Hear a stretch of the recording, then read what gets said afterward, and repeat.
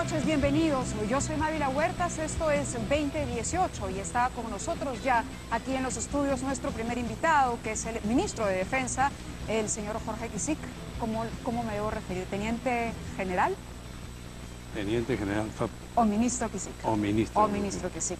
Bueno, le hemos invitado porque ha sido una de las voces que desde el Ejecutivo se ha pronunciado respecto a esta cuestionada y polémica decisión de la Corte Interamericana de Derechos Humanos. Como ustedes saben, la Corte le ha ordenado al Congreso archivar este proceso. El Congreso, a través de varias bancadas, se ha pronunciado en contra de esta decisión y hay una polémica entre los juristas. Algunos consideran que en efecto se ha cometido excesos, otros que simplemente si hemos firmado el Pacto de San José tendremos que acatar. El ministro, no bien conocido a la defensa, dijo esto es un exceso.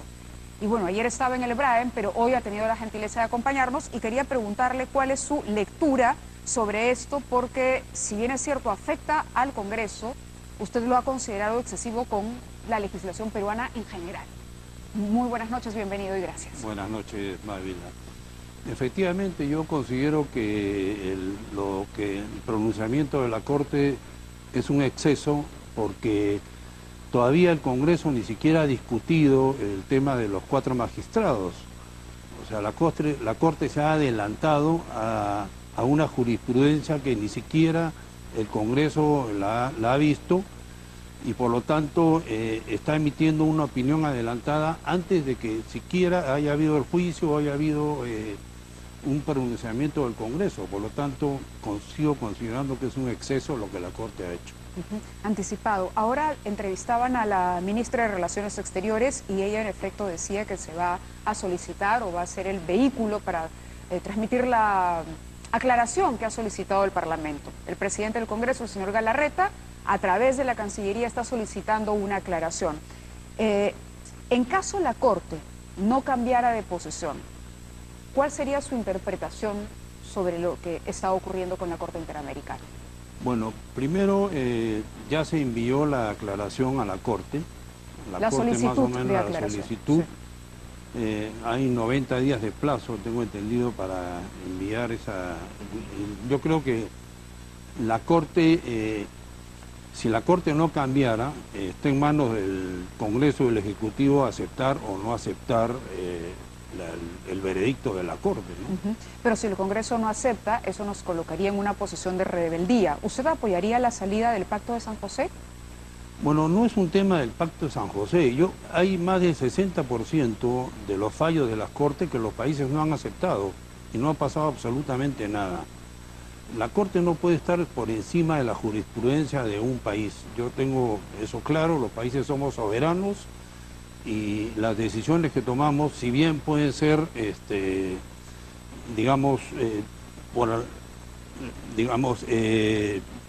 llevadas a la Corte por alguna persona, no necesariamente tienen que ir contra la soberanía del país. Y en este caso usted considera que está yendo contra la soberanía. Yo creo que la Corte se está excediendo un poco y está yendo contra la soberanía. Usted se refirió al caso El Frontón y ha dicho que aquí de fondo está ese tema, que no se ha resuelto todavía. ¿Cuál es su posición respecto a ese caso? Bueno, para mí el caso del Frontón es muy claro. El caso del Frontón quedó cerrado, absolutamente cerrado, y no es un caso de lesa humanidad por ningún motivo. Claro, que esa fue la primera sentencia que se conoció, me parece, en el año 2013 del Tribunal Constitucional. Esa sentencia es la que se modifica o se reinterpreta, y es por esa reinterpretación que los marinos afectados le dicen al Congreso, oye, el tribunal está mal, y se inicia este proceso contra el Tribunal Constitucional. Claro, o sea, es el tema madre. Se reinterpreta en ausencia del juez que tomó la decisión, lo cual creo que nunca ha ocurrido en el Perú un caso semejante. Por eso es que los marinos, con justa razón, van donde el Congreso y presentan una acusación constitucional, la cual el Congreso hace suya. Ahí es cuando los 4 jueces van donde la Corte, y la Corte falla antes de que siquiera el Congreso haya tenido una votación. El día de ayer estaba con nosotros el congresista Gilbert Violeta, él es el vocero de la bancada del oficialismo en el Congreso, y comentábamos la presencia del vicepresidente Vizcarra, ya cambiando de tema, que el día de ayer estuvo aquí. El vicepresidente, me parece, ha publicado tweets recientemente. Tenemos esos tweets, a ver, sobre su visita al Perú. Vizcarra dice: ya en Canadá, fue muy grato estar en el Perú para ultimar detalles de la participación de nuestro querido país en el evento minero más grande del mundo, PDAC o DAC 2018, del 4 al 7 de marzo en Toronto, Canadá. Ese es el primero. Y el segundo dice: demostraremos a los inversionistas del mundo que el Perú se puede desarrollar minería social y ambientalmente responsable. Ahora, la presencia de Vizcarra ayer, de acuerdo al congresista Violeta, nos lo dijo acá, era una demostración de que el equipo presidencial está sólido.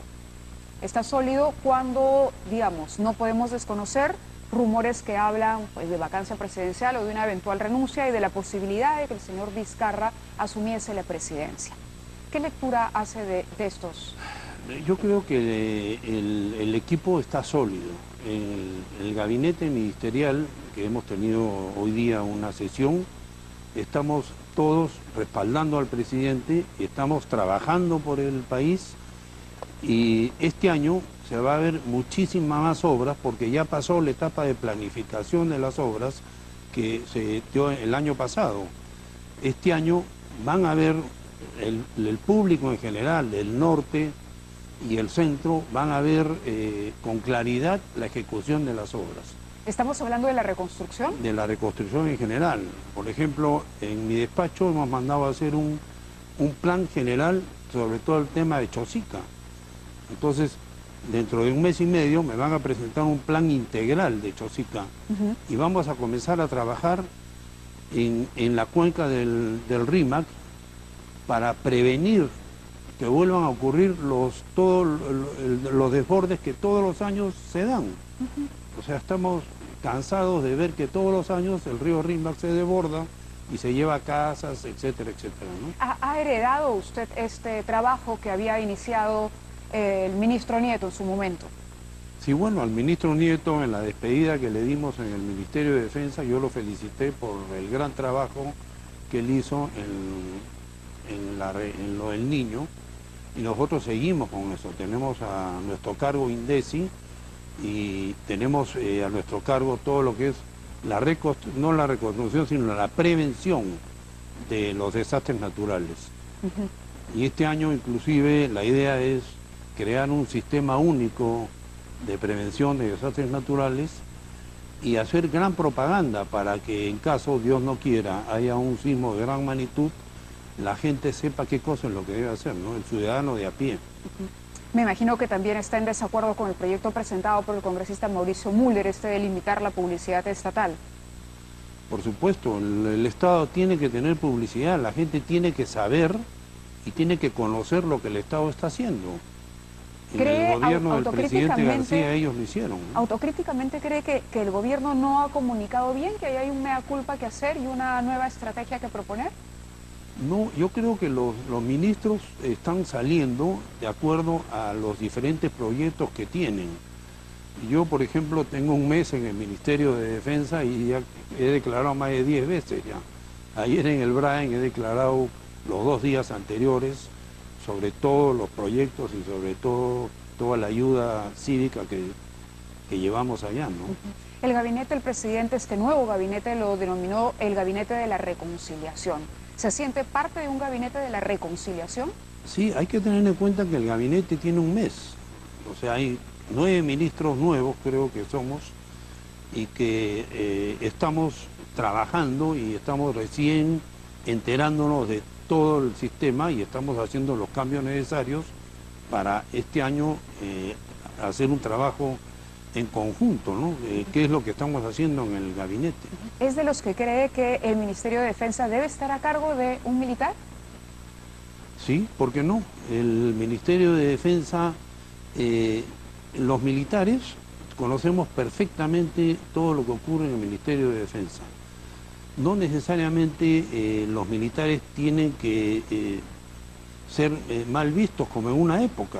Creo que hubo una época en que los militares no éramos bien vistos, sin embargo, la gran mayoría de los militares somos muy preparados tenemos una capacidad de planificación, de acción y ejecución que la hemos tenido durante toda nuestra carrera. Por lo tanto, yo, al contrario, el mensaje que yo daría es que no nos desperdicien, no desperdicien la capacidad de los militares en retiro. ¿Podrían participar de otras carteras, además de la de defensa? Por supuesto, el almirante de Alessio participó en la cartera de salud y lo hizo muy bien.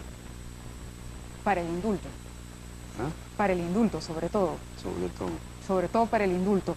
Ese es un tema importante porque su antecesor renuncia al gabinete por el tema del indulto. ¿Usted cree que el indulto estuvo bien dado? Porque le toca asumir un cargo en una coyuntura bien complicada, con un montón de cuestionamientos. Me imagino que lo llaman, cómo se produce el acercamiento y cómo usted dice, ok, me lanzo a la piscina en medio de esta situación tan compleja. Bueno, yo creo que cuando a uno le dan un reto, los retos hay que tomarlos, definitivamente.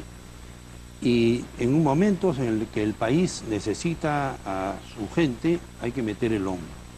Entonces, por eso yo he aceptado este reto y este ministerio. Y el tema del indulto, yo creo que, ¿qué hubiera pasado si el expresidente Fujimori muere en prisión? ¿Qué hubiera pasado? Hubieran salido todos los fujimoristas a las calles a protestar por este hecho. Entonces, yo creo que no es una cuestión de que si el indulto es o no es. Yo creo que es una cuestión de una reconciliación y que es momento de pensar en el Perú. El Perú tiene que salir adelante y para eso estamos trabajando en este gobierno para sacar el Perú adelante. Entonces, el tema del indulto es algo que el presidente tomó la decisión en su momento, que tenía que tomar una decisión, o lo indultaba o no lo indultaba. Tomó la decisión de indultarlo y bueno, hay que apoyar esa decisión. Antes de ser ministro, ¿usted pensaba que Fujimori merecía ser indultado? Yo siempre pensé que Fujimori sí merecía ser indultado. ¿Siempre estuvo de acuerdo con esa opción? Yo creo que él no merecía morir en la cárcel. Él tuvo una primera fase de su gobierno que fue muy buena.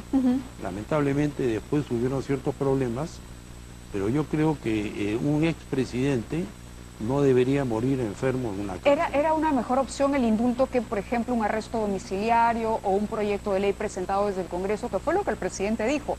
Ojo, lo que sorprendió con el indulto y lo que generó toda la crisis y la controversia fue la forma en que se otorga el indulto. La aprobación del indulto pasa de 65 a 53, justamente porque hay un porcentaje de gente que, si bien es cierto, creía que era, pertinente otorgarle el indulto debido a la situación médica del señor Alberto Fujimori.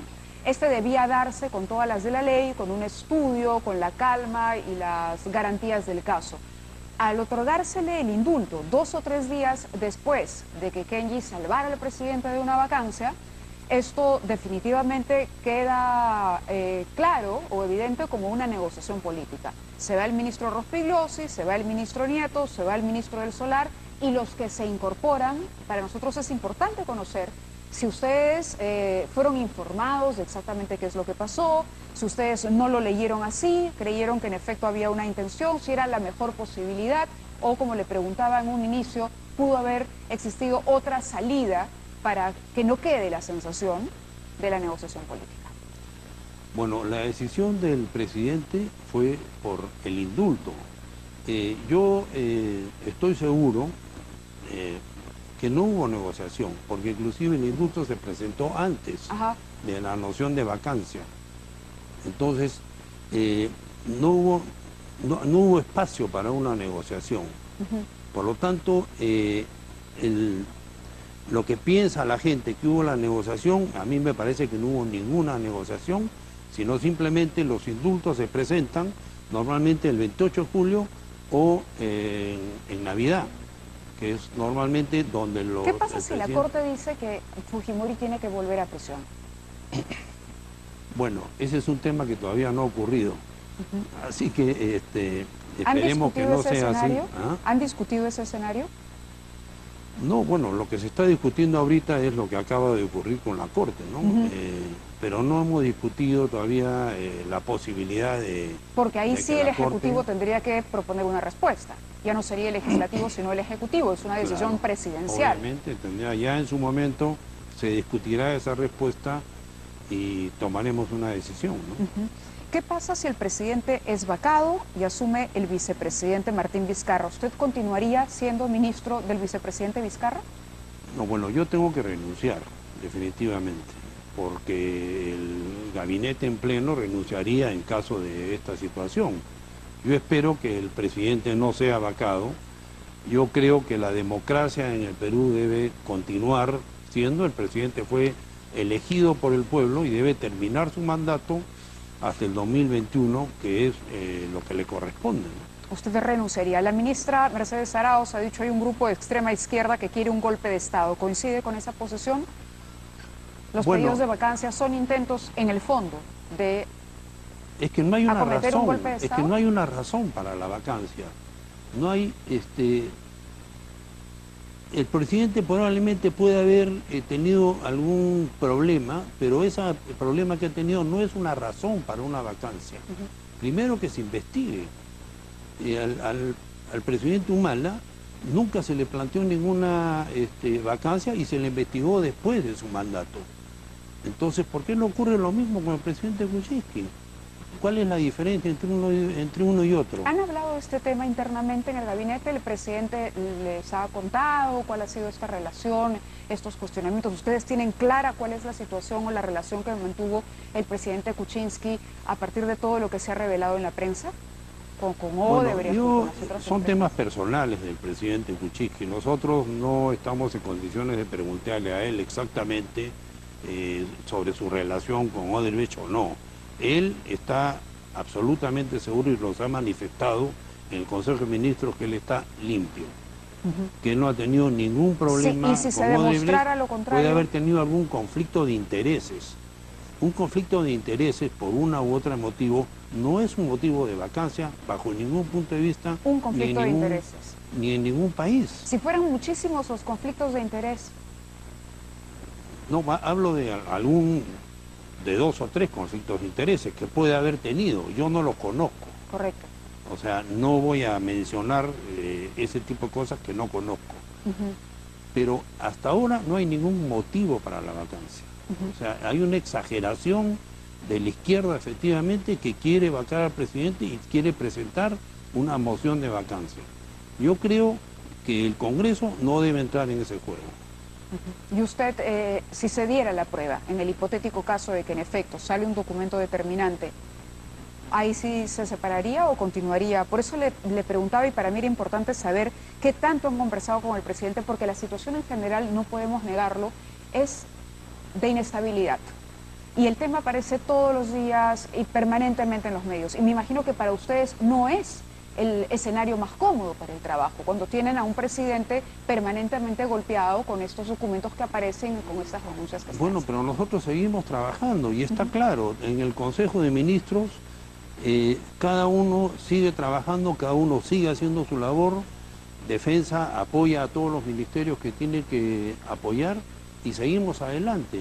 No podemos estar pensando en una vacancia o no en una vacancia si no aguantamos el Perú. Correcto. Y eso no puede ser. Muy bien, ministro, muchísimas gracias. ¿Qué novedades del BRAEM? Bueno, he regresado gratamente impresionado del BRAE. He estado 2 días con un poco de lluvia y he recorrido todas las instalaciones militares. Me he entrevistado con el alcalde de Pichari para darle todo el apoyo, porque yo creo que el BRAE no es un tema solamente militar. El BRAE tiene que tener... Ahí estamos viendo imágenes de lo que fue su visita el día de ayer, ¿no? De la última visita. Sí, pues. Y díganme una cosa, ¿es verdad lo que dice el congresista Velázquez, que es que han comprado una serie de equipos que están inoperativos? No, justamente el congresista Velázquez Quequén va a ir a visitarme para yo explicarle todos los detalles del tema de los helicópteros. De los helicópteros, que salió, que estaban inoperativos, ¿no? No son helicópteros inoperativos, son helicópteros en mantenimiento regular. Los todas las aeronaves, que llaman helicópteros o aviones, cada periodo de horas de vuelo entran en un mantenimiento regular. Entonces, el helicóptero va a un taller de mantenimiento y se repone con otra aeronave. Correcto. Entonces no es que el helicóptero esté inoperativo. Pero se ha puesto en contacto, interesante eso, que se haya puesto en contacto con el congresista Velázquez Quesquén Sí, para hemos explicarle quedado cuál es la en que situación. me va a visitar en la oficina y vamos a conversar y le voy a mostrar todo el cuadro de las aeronaves que tenemos ahí y le comentaré todo lo que hemos hecho en el BRAE y lo que tenemos que hacer. Es más, lo voy a invitar a que vaya al BRAE como Comisión de Defensa. Igualmente a usted, Mávila, la invito a que vaya al BRAE cuando desee. Correcto, ministro. Muchas gracias por haber estado con nosotros esta noche. Nosotros lo comprometemos entonces a que nos lleve al BRAE y hacemos Encantado. una pausa aquí en el programa. En el siguiente bloque tendremos...